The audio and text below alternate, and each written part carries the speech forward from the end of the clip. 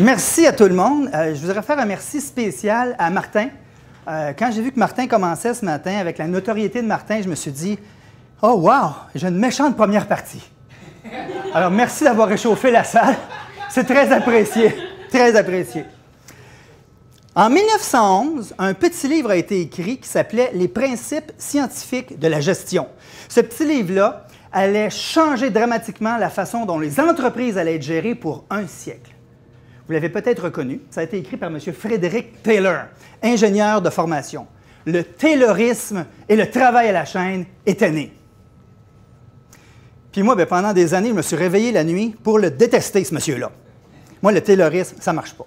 Je crois que nos entreprises sont remplies de gens créatifs, de gens engagés, de gens motivés. Je crois que nos entreprises n'utilisent pas toujours le plein potentiel de leurs employés. Je crois que nos entreprises auraient avantage à évoluer et à changer la façon dont ils gèrent leur personnel. Alors, je vous propose de vous faire part de mes trouvailles, les trouvailles que j'ai commencé à mettre en place à partir de ma maîtrise en biologie moléculaire, à appliquer ces concepts de biologie moléculaire aux organisations. Et on va faire ça en 3 étapes, une brève histoire de l'évolution des organisations, un constat et une solution. Alors, l'histoire, ça va se faire en 3 parties, hier, aujourd'hui et demain. En fait, j'ai décidé de tricher, je commence même plus loin que ça. Avant-hier. Avant-hier, c'est la première demi du 20e siècle. Avant-hier, c'est l'ère industrielle. C'est l'ère aussi où les gens étaient peu éduqués et c'était un terrain fertile pour avoir un style de gestion un peu particulier. C'est-à-dire, quand moi je suis engagé par une compagnie, il y a mon boss au-dessus de moi, il y a son boss au-dessus de lui, puis il y a le boss. Le boss qui décide et bam! La décision s'en va vers le bas. On nous dit quoi faire, on n'a pas grand-chose à dire, on le fait. Les entreprises ont évolué par la suite. Il est arrivé quelque chose. À partir de 1965, il y a les baby boomers qui sont arrivés sur le marché du travail. Et là, on est tombé dans l'ère du service où les gens avaient une éducation beaucoup plus élevée. Ils supportaient un peu moins l'espèce de gestion dictatoriale qu'on a expliqué un peu plus tôt. Les organisations se sont complexifiées également. Et on avait la hiérarchie typique et complexe, les décisions qui venaient du haut vers le bas. Mais là, la gang de baby boomers se sont dit « Attends, un instant, j'ai peut-être quelque chose à dire. » On a commencé à parler de gestion participative. L'évolution n'était pas complétée.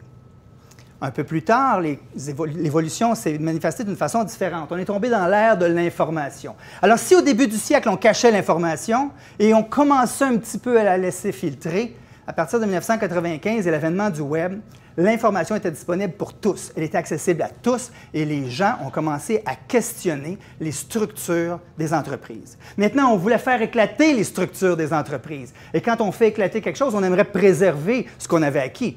Mais vous savez comme moi que ça ne marche pas toujours. Alors, la grosse question, où en sommes-nous? En 2014. On est dans une ère, depuis une vingtaine d'années, qu'on appelle le VICA.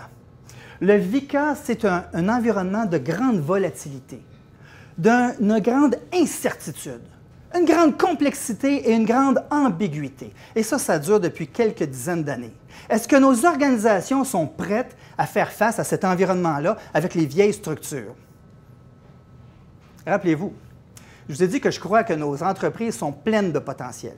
Il s'agit d'un souffle pour que ce potentiel-là prenne son envol et fleurisse. Puis moi, je vous l'ai dit, Sylvain en a parlé tantôt, j'ai fait une maîtrise en biologie moléculaire. Pendant 3 ans, j'ai étudié la structure de l'ADN d'une protéine qui contrôle la natriurèse. La natriurèse, l'excrétion du sodium. On excrète tous un peu de sodium à chaque jour. Les rats aussi. Et ça s'intégrait dans un projet sur l'étude de l'hypertension. Alors, qu'est-ce que j'ai appris quand j'étudiais la natriurèse chez le rat? J'ai appris que l'ADN, qui est le code pour cette protéine-là, interagit avec des molécules complexes pour réguler l'expression de cette protéine-là. Ça a l'air bien compliqué comme ça, mais moi, j'ai commencé à me poser des questions. Je dis, oh, cette interaction-là entre le code et les régulateurs, et finalement, tout ça agit ensemble pour produire un résultat, ça ressemble à ce qui se passe dans les entreprises. Alors, je me suis inventé un mot. Je m'appelle le biologiste organisationnel. J'étudie la vie dans les organisations. Puis je fais ça depuis 25 ans, de l'interne et de l'externe. Et j'ai tiré des conclusions intéressantes là-dessus. Alors, si je reviens à la biologie moléculaire ou la biologie cellulaire, au début, on représentait la cellule de cette façon-là. C'était assez simple, c'était même simpliste. On s'est rapidement rendu compte que la cellule est pas mal plus complexe que ça. C'est une joyeuse soupe chaotique où les molécules interagissent ensemble, puis plus il y a d'interactions, plus il y a de résultats. C'est en équilibre dynamique. Et moi, je regarde cette photo-là, et je dis, c'est merveilleux. Quand je compare ça à une structure organisationnelle comme aujourd'hui, je dis, ouais, il y a peut-être quelque chose à faire là-dedans, surtout si on considère que dans certaines organisations, il y a des silos organisationnels qui nous empêchent de fonctionner. Il y a même certaines organisations où, si vous observez, il y a des gens qui se disent « Hey, je suis où, moi, là-dedans? » Alors, il y a quelque chose à changer. Je pense que cette structure-là ne fonctionne plus aujourd'hui. Ah, il y a des efforts qui ont été faits, des organisations qui se sont dit « On va mettre ça en 3D, ça va être beau. On va rajouter des interactions entre les différents départements. » Et attention, il y a même un concept, attention, là, c'est très, très fort, un concept de ligne pointillée entre certains individus. Bon, ce que ça veut dire, une ligne pointillée, je ne suis pas sûr que les gens le savent, mais il y a une ligne pointillée. Ça, c'est mon boss en pointillé. Mais est-ce que c'est suffisant? Je ne pense pas. Je ne pense pas que ça soit suffisant. Je pense qu'il faut redéfinir les structures de l'entreprise. Et ça va être l'organisation de demain. Maintenant, ça va avoir l'air de quoi? Pas certain. Ce que je sais, cependant, c'est qu'il y a beaucoup de gens qui réfléchissent aux structures des organisations. Un de ceux qui m'a beaucoup inspiré, que j'ai rencontré en juin, s'appelle John Husband. C'est un Montréalais. Il dit qu'il est un architecte social. Il s'inspire des travaux de Michel Cartier, entre autres. Et lui, il dit, vous savez, il dit aujourd'hui, l'organisation, ça ressemble à ça. Les gens sont tous connectés. Ouais, j'ai un boss, mais je parle à l'autre aussi. Puis si j'ai de quoi à dire, je vais aller voir le gars des finances, je vais lui dire que le budget n'est pas bon. Les gens sont connectés entre eux dans l'organisation. Et là, aux grandes dames des dirigeants d'entreprise, sont aussi connectés au reste de l'univers, via l'Internet. On a beau empêcher l'utilisation de Facebook au travail, ils vont sortir leur cellulaire, puis là, du coup, veux-tu savoir la réponse? Je l'ai. Alors, il faut se redéfinir. Puis, ce concept-là, on ne le maîtrise pas bien. Et pour le visualiser, LinkedIn, c'est un réseau social professionnel. LinkedIn me dit que moi, je suis connecté à 1500 contacts et il me permet de visualiser mes contacts sous forme de nuages. Alors, je vois mes 1500 contacts et je vois qu'il y a des points plus foncés que d'autres. En fait, je vous en pointe un ici, là. On voit clairement qu'il est plus foncé. C'est mon ami Sébastien. Sébastien qui est connecté à des dizaines de personnes de mon réseau. Puis moi, de la même façon, je suis connecté à des dizaines, voire des centaines de personnes d'autres réseaux. En fait, LinkedIn me dit que mes 1500 contacts directs me donnent accès à 2 millions de personnes. Et là, j'arrive à un concept important. 2 millions d'interactions qui augmentent mon potentiel de performance. Plus il y a de l'interaction, plus il y a de la performance. Et si je vous ramène à un autre concept de biologie, bien, une cellule va aller chercher des signaux à l'extérieur d'elle-même. Ce signal-là va générer un résultat à l'intérieur de la cellule. Elle est en interaction avec son environnement. Alors moi, je me dis, OK, bon concept. Les signaux de l'extérieur produisent des résultats. Et si on augmentait les signaux, est-ce qu'on aurait plus de résultats? Probablement. Alors, mon équation est un peu transformée. Plus d'interaction donne plus de potentiel, donne plus de performance. Puis moi, je me lève le matin en me disant, comment est-ce que je peux aider mes clients à être plus performants? Puis, j'ai trouvé des solutions. Pour augmenter les interactions, j'utilise des outils comme des formations.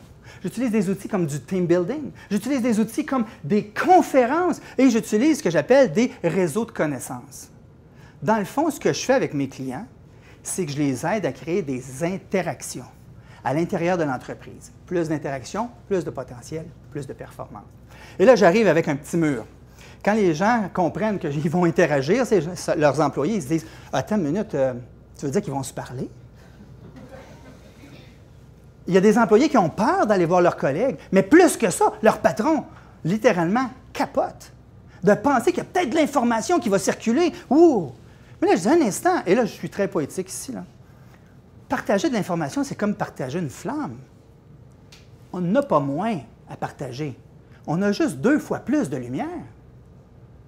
Alors, pourquoi s'empêcher? En fait, c'est mon grand rôle, moi, c'est de favoriser les interactions par des expériences d'apprentissage. On apprend ensemble et on tisse des liens. Et je fais ça en utilisant les 3 D de la biologie organisationnelle. Le premier, développer l'autonomie des employés. Le deuxième, découvrir les synergies qui existent déjà, en créer d'autres. Et le troisième, décentraliser le pouvoir. Alors, ça veut dire quoi? Développer l'autonomie des gens, bien, ça veut dire, entre autres, avoir un système de formation qui se tient, qui est solide et qui est efficace. Avoir des formateurs en place, ce n'est pas donné à tout le monde de former. Donc, on les prépare, ces gens-là, à bien livrer la marchandise. Et troisièmement, ne pas oublier de supporter les gestionnaires, qui, eux, vont gérer le savoir de toute façon. Donc, il faut supporter les gestionnaires, les rendre autonomes.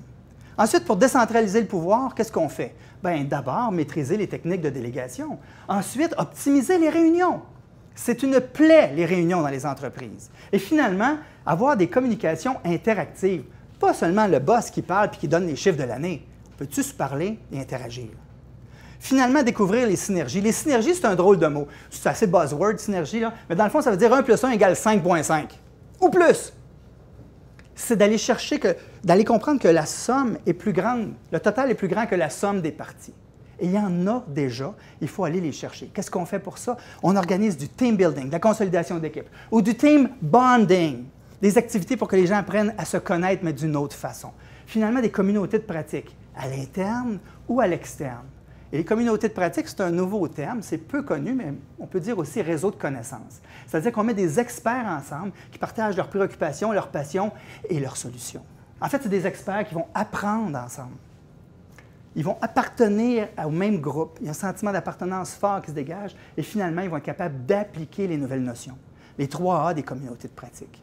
Puis, communauté de pratique, encore une fois, c'est un peu nouveau comme concept, là. Mais imaginez qu'au travail, les communications qui vont avoir lieu, c'est des communications qui sont assez complexes et assez, disons-le, consanguines. À l'opposé de ça, il y a les réseaux sociaux qui permettent des interactions complètement gratuites, libres, sans aucun cadre, très peu productives également. Entre les deux, il y a les communautés de pratique qui vont aller chercher l'énergie du social et l'encadrement du professionnel. Et ça se travaille, ça. Les communautés de pratique, c'est là pour créer des interactions entre les gens. Puis quand on parle d'interaction, ça veut dire quoi? Bien, je vais vous mettre à l'épreuve. Alors, voici mes coordonnées. Alors, vous pouvez me texter, vous pouvez m'écrire, écrivez votre nom si vous me textez, par exemple, et faites-moi part d'un défi, d'une préoccupation ou carrément d'une question à propos de la biologie organisationnelle.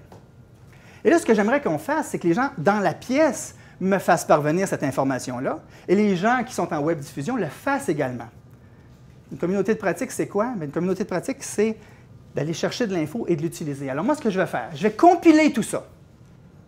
Ensuite, je vais vous le recommuniquer, la liste complète avec les noms qui ont participé. Oui, une interaction. Et ce qu'on va faire, c'est qu'on va collaborer à trouver des solutions. Si vous voyez quelque chose qui vous allume, vous pouvez contribuer quelque chose. Et c'est vraiment ça, une interaction. On a de l'info, on s'en sert, on partage, on crée des liens. Qui sait, peut-être votre prochain partenaire va être dans la liste. Alors, revenons vers le futur. Les entreprises ont évolué depuis 100 ans. Version 1.0, c'est de dire qu'on nous disait quoi faire. C'est pas compliqué, on engageait les gens pour leurs bras. Version 2.0, on a commencé à travailler sur le comment faire les choses. Et là, non seulement les bras étaient utilisés, mais la tête. Version 3D, il y a la tête, les bras, l'engagement des gens. On va parler du pourquoi. Quand on comprend le pourquoi, on peut travailler avec le comment et on sait quoi faire. Alors, si on compare ce que je viens de vous dire avec l'idée de 1911, de M. Taylor, on se rend compte que, en fait, M. Taylor avait déjà pensé à ça. M. Taylor parlait, oui, d'action uniforme. Il parlait aussi de coopération entre l'entreprise et les employés. Il parlait de développement de la main-d'œuvre, qui est une responsabilité des gestionnaires. Il parlait de partage des responsabilités. En fait, on n'a pas bien compris le message de M. Taylor. M. Taylor est mort 4 ans après avoir écrit son livre. Probablement qu'il frémirait d'horreur à voir ce qu'on a fait avec son livre aujourd'hui. Moi, en tout cas, j'ai changé d'avis sur Taylor. Et je suis convaincu que les interactions, ça fait partie de nos gènes. La biologie organisationnelle, c'est naturel. Je crois que nos entreprises sont remplies de gens de potentiel. Je crois que nos entreprises pourraient utiliser mieux le potentiel de leurs employés. Je crois que nos entreprises peuvent évoluer. On m'appelle François Lavallée, on m'appelle le biologiste organisationnel, on m'appelle surtout pour améliorer les interactions dans les entreprises et augmenter la performance des organisations. Alors, la balle est dans votre camp. À vous de jouer.